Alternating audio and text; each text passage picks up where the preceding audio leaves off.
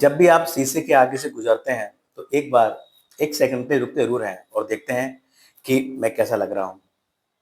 जी हाँ मित्रों, आप मेरे एक सेंटेंस से समझ गए होंगे मैं किसकी बात करने वाला हूँ। जी हाँ, आज हम बात करने वाले हैं लिब्रा एसेंडेंट की, यानी कि तुला लगन के लोग कैसे होते हैं। और तुला लगन वालों के लिए सितंबर महीने का जो एक ग्रहों का गोचर है वो क्या कह रहा है।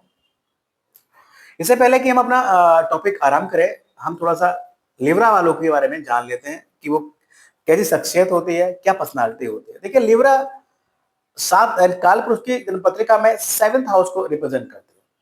7th हाउस जो कि आपके पार्टनरशिप बिजनेस का होता है, आपके स्पाउस का होता है। और भी चीजें यहाँ से देखी जाती हैं, लेकिन मोटे मोटे तौर पर हम इन दो चीजों को देखते हैं। तो इनके जो रूलर होते हैं वो वीनस होते हैं। ये एक क्या कहते हैं, एयर एलिमेंट राशि होती है।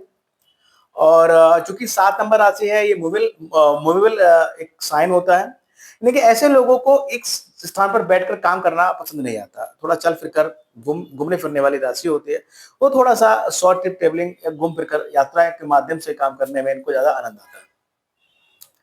इसके अलावा देखिए, हम बात करें कि लिब्रा की, तो स्पेशली ये लोग 7th हाउस को रिप्रेजेंट जब करते हैं तो कहीं ना कहीं वैवाहिक जीवन या रोमांस, इस तरह की चीजें इनमें प्रचुर मात्रा में होती हैं। वीनस रिप्रेजेंट करता है फैमिली, फूड और फाइनेंस। इन तीन चीजों को वीनस रिप्रेजेंट करता है। तो ऐसे लोग जीवन को, मतलब जीवन में उनका जो सार होता है, मतलब अगर अब मैं कहूं कि at a glance of full life, आप अगर वर्गो या आप अगर लिब्रा हैं, ये टॉरस हैं, तो कैसे आप जीवन को देखेंगे? आप इस तरह देखेंगे कि भाई जीवन में धन कमाना ही सबसे ज्यादा इंपॉर्टेंट है, यानी कि धन के अलावा जीवन में और कुछ चीज नहीं है। लेकिन साथ के साथ आप ऐड इसमें करते हैं अपनी फैमिली को और अपने फूड्स को, यानी कि फूड्स और फैमिली को। तो मनी माइंडेड वो लोग होते हैं। Every time in your mind आपको धन कैसे कमाना है, ये सब चलता इनके दिमाग में रहता है।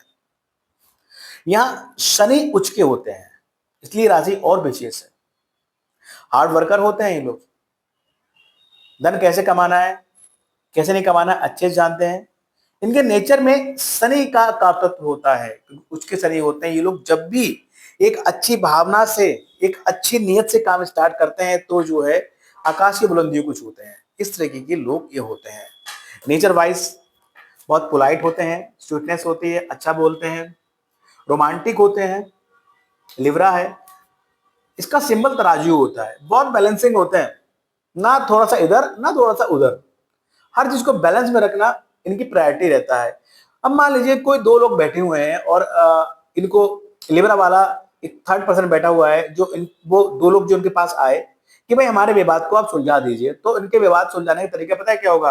ये किसी के भी एक पक्ष में निर्णय नहीं देंगे, ये उस विवाद को दोनों पे ही डाल देंगे और इस तरीके का एक निचोड़ निकाल कर निर्णय देंगे कि भाई ना इससे बुराई हो ना इससे बुराई हो। इस तरीके का नेचर लिब्रा का पाया गया है। तो ये तो बात रही लिब्रा के ऊपर कि लिब्रा की क्या विशेषताएं होती हैं। अब हम बात करते हैं अपने आज के टॉपिक पर। हम लोग चलते हैं कि भाई सितंबर महीने का जो ग्रहों का गोचर है वो लिब्रा वालों के लिए क्या बोल रहा है। तो टर्न ऑन अवर टॉपिक। देखिए, लगन फर्स्ट हाउस की बात करते हैं। लग्नेश कहाँ बैठे हैं? लग्नेश 10th हाउस में बैठे हुए हैं। लग्नेश का 10th हाउस में बैठना एक अच्छा योग माना गया है भाई, कि आप का जो पूरा फोकस है अपने कर्म क्षेत्र पर रहेगा। अब यहां पर देखिए, चंद्र की राशि पड़ी हुई है, लेकिन चंद्र को देखिए इस प्रेडिक्शन में शामिल करना पॉसिबल नहीं हो पाता, क्योंकि वो 2.5 दिन में अपना एक घर बदल देते हैं। लेकिन लग्नेश का 10th हाउस में बैठना, यानी कि जो पीरियड है वीनस का, जो पीरियड वीनस का हमारा है, ये 14 सितंबर तक का ये पीरियड है। ये आपके लिए आपके प्रोफेशन में 4 चांद लगाने वाला है। आप प्रोफेशन में जो है झंडे गाड़ देंगे, आप प्रोफेशन में बहुत प्रसिद्ध हो जाएंगे, फेमस हो जाएंगे, एक अलग शख्सियत के रूप में आप जो है उभर कर आएंगे और खूब फाइनेंस आपको मिलेगा, खूब धन की प्राप्ति होगी। यानी कि यहाँ पर हम अगर मैं कहूँ कि न्यू ऑफर आपको मिल सकता है व्यापार करने के लिए, न्यू अपॉर्चुनिटीज मिल सकती हैं आपको व्यापार करने के लिए। इस तरीके के योग यहाँ है। मतलब फाइनेंशियली पॉइंट ऑफ व्यू से और आपके वर्किंग पॉइंट ऑफ व्यू से ये योग उत्तम है। इसके अलावा देखिए बात करते हैं आपके सेकंड हाउस की। सेकंड लॉर्ड आपके बैठे हैं 12th हाउस में। देखिए मार्स द्वादश भाव में बैठा हुआ है और आपके लिए मार्स जो है Marquez and totally 7th house और सेकंड हाउस और 7th हाउस के लॉर्ड हैं। तो देखिए परिवार से दूर जाने के योग है। रीजन कुछ भी हो सकता है, आपकी लैंग्वेज हो सकती है, आप कोई प्रॉपर्टी का विवाद हो सकता है, लेकिन परिवार से दूर जाने के योग है। ये भी पॉसिबल है कि भाई से कोई वाद विवाद हो और किसी प्रकार की प्रॉपर्टी को लेकर कोई विवाद चल रहा है और बहुत ज्यादा बढ़ गया है और उसको लेकर कोर्ट कचहरी चल रही है।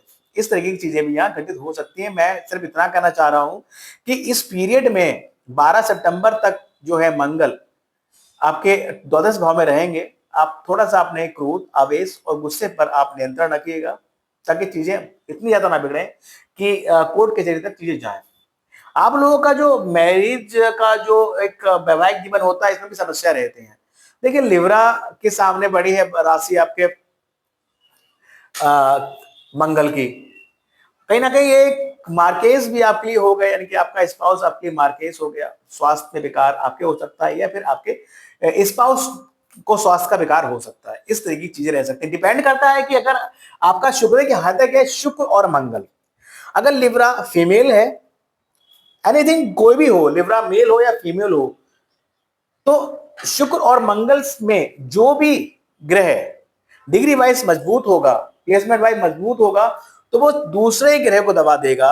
आई मीन टू से अगर लिब्रा जेंट्स है और एरिस जो है वो फीमेल है, तो शुक्र की डिग्री अच्छी है, शुक्र मजबूत है और मंगल अच्छा नहीं है या मंगल कमजोर है, तो निसंदेह ये जो है आपके मार्केट साबित होगा।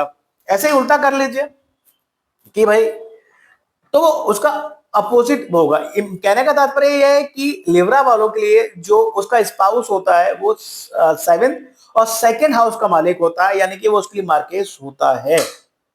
तो विवाह के उपरांत चीजें ऐसी हो सकती हैं कि आप या तो आपका स्वास्थ्य, अगर आप लिब्रा हैं और शुक्र आप कमजोर है, लग्न आपका लग्न से कमजोर है, तो आपका स्वास्थ्य बेकार रह सकता है। अगर स्पाउस का लग्न कमजोर है या 7th लॉर्ड कमजोर है, तो फिर आपका जो है आपके स्पाउस का जो स्वास्थ्य बेकार रह सकता है। इस तरह की चीजें यहाँ रह सकते हैं।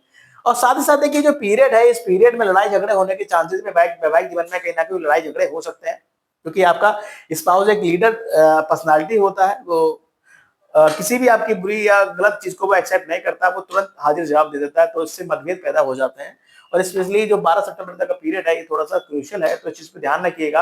आप अपने पार्टनर से अपने स्पाउस की के साथ आर्गुमेंट्स को अवॉइड कीजिएगा। थर्ड हाउस की बात करें, थर्ड लॉर्ड बैठे हैं भाग भाव में, बहुत अच्छा उत्तम योग, भाग भाव में बैठकर अपनी ही राशि को देख रहे हैं, यानी कि ये जो है आपके थर्ड भाव को एक्टिवेट कर रहे हैं। कहीं ना कहीं अगर आप ऑनलाइन वर्किंग करते हैं या फिर ऑनलाइन वर्किंग करने की सोच रहे हैं, तो इससे अच्छा योग आपको नहीं मिलेगा। आप शुरू कर दीजिए, ईश्वर का नाम लेके आंख बंद करके, बस भाग का पूर्ण सहयोग मिलेगा, खूब सफलता मिलेगी आपको। छोटी मोटी यात्राएं हो सकती हैं, स्पिरिचुअल यात्रा हो सकती है, वो बुआ बहन के साथ यात्रा हो सकती है। बात करें फोर्थ हाउस के, देखिए फोर्थ लॉर्ड बैठे हैं आपके 6th हाउस में, यानी कि प्रॉपर्टी लेने की सोच रहे थे, वाहन खरीदने की सोच रहे थे, अभी तक फाइनेंस की जुगाड़ नहीं हो पा रही थी, तो ये जो पीरियड है 2.5 साल तक का, इसमें आप लोन वगैरह ले सकते हैं। प्रॉपर्टी लेने की जो सोच रहे थे, तो बैंक से लोन लेकर आप प्रॉपर्टी वगैरह खरीद सकते हैं, वाहन खरीद सकते हैं। ये 2.5 साल में हो जाएगा।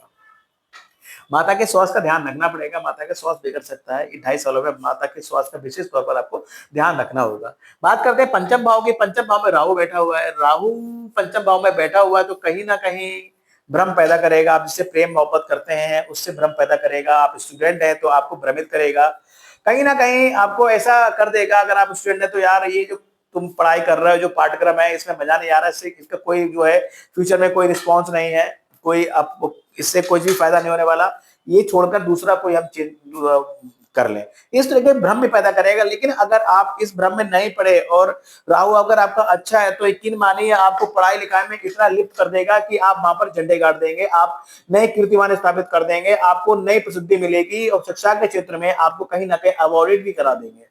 इस तरह की चीजें यहाँ करा सकते हैं।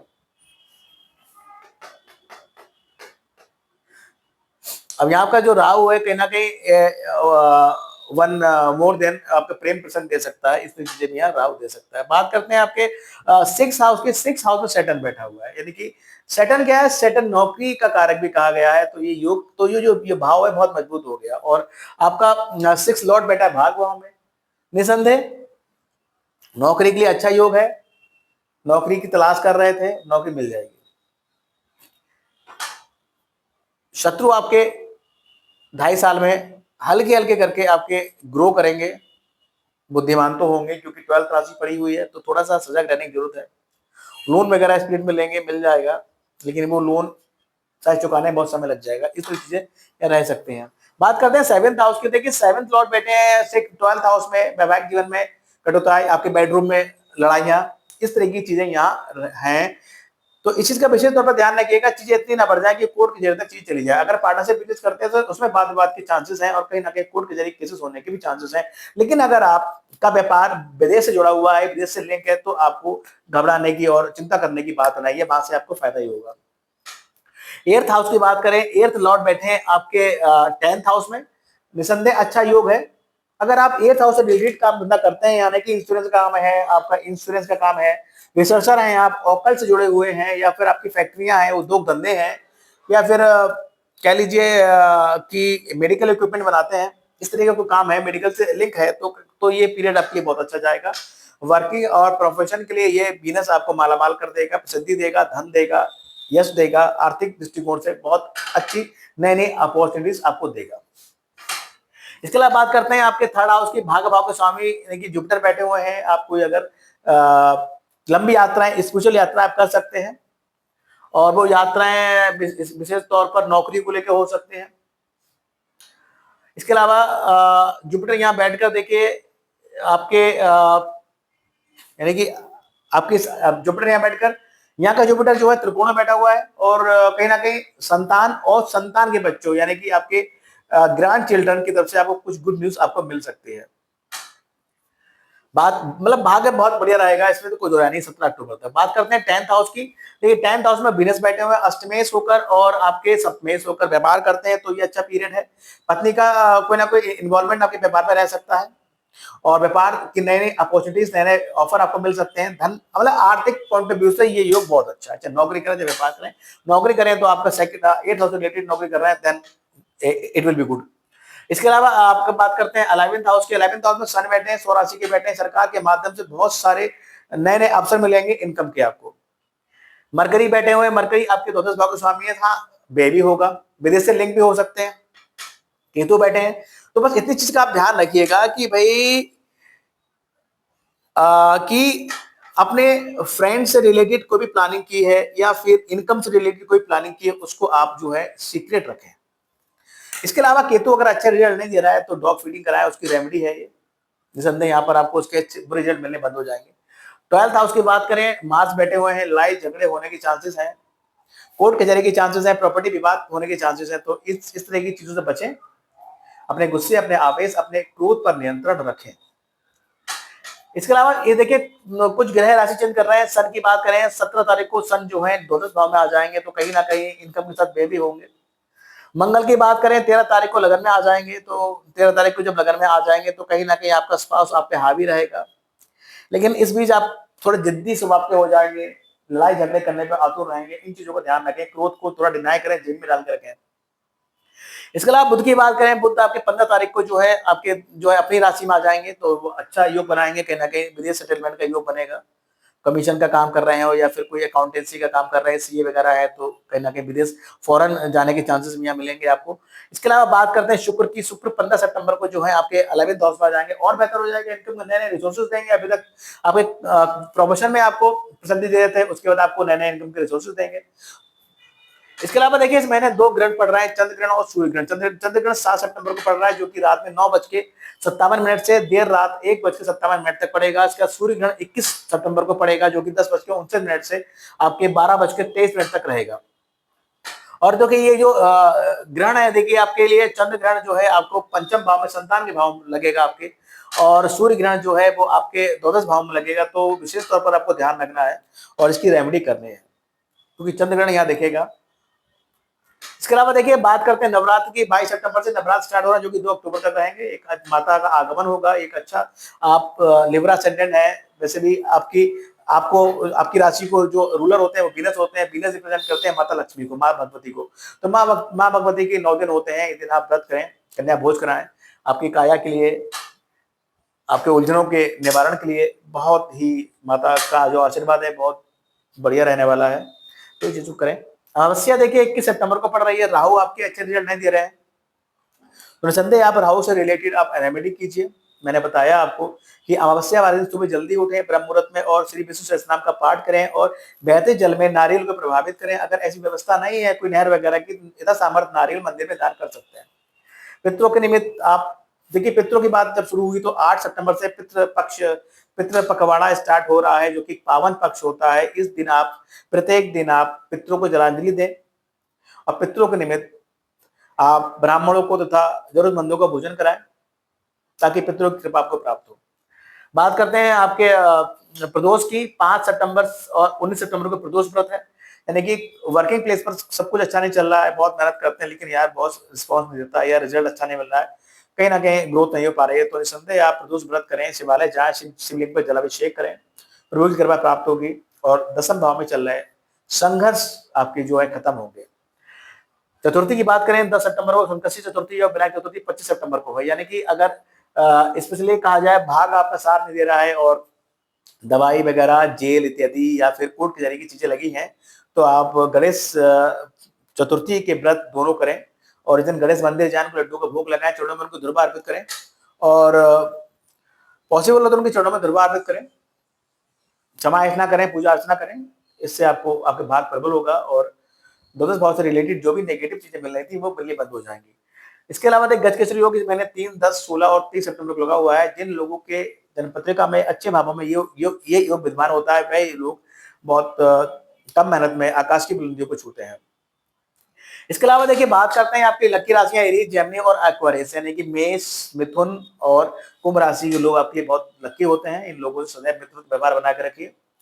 साथ ही साथ देखिए आपके कठिन समय में आप इनसे राय लेंगे तो ये आपको अच्छी राय देंगे और वो राय जब आप अप्लाई करेंगे, जो उनकी एडवाइस को अप्लाई करेंगे, तो आपको लाभ होगा। हेल्थ की बात करें 8 और 9 सितंबर को हेल्थ का इशू रह सकता है। स्ट्रेस की बात करें 12-13 को स्ट्रेस अधिक रहेगा। एक्सपेंसिव टाइम की बात करें 21, 22, 23 तारीख को अधिक व्यय होने के चांसेस हैं।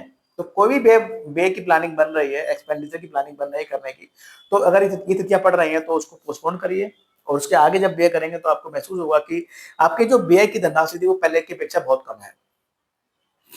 इसके अलावा देखिए मैं बात करूं, आपको मां भगवती की सदैव उपासना करनी चाहिए, शिव जी की उपासना करनी चाहिए। आपके लिए योग काराग्रह सटन है, आप इनका स्टोन धारण कर सकते हैं, नीलम। इसके अलावा आप डायमंड पहन सकते हैं। तो ओवरऑल एक छोटा सा प्रोडक्शन था कि लिब्रा असेंडेंट का के लिए जो महीना सितंबर का वो कैसे रहने वाला है। वीडियो पसंद है तो लाइक कीजिएगा और जिन लोगों ने हमारे चैनल ओम श्री हरि एस्ट्रोवर्ड सब्सक्राइब नहीं किया है तो प्लीज सब्सक्राइब माय चैनल। साथ ही साथ मेरी आपसे रिक्वेस्ट है कि जो लोग आपके संपर्क में हैं और लिब्रा असेंडेंट है उनको वीडियो जरूर फॉरवर्ड करें, ताकि वो सितंबर महीने के गोचर से अवगत हो और जाने कि क्या सही और क्या गलत है, क्या रेमेडी कर रही है या किस चीज पे हमें फोकस करना है। तो thank you very much. Radhe Radhe, जय माता दी।